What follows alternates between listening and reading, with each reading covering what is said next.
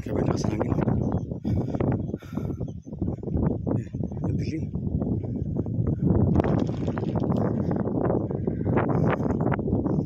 Yan ang Tuigaraw. Yan ang Tuigaraw. Parang lake. Ayan, nagli-lake na siya.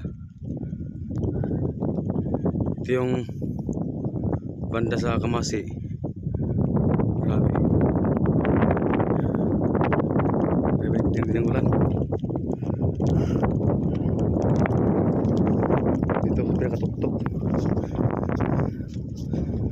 Ayan, daan.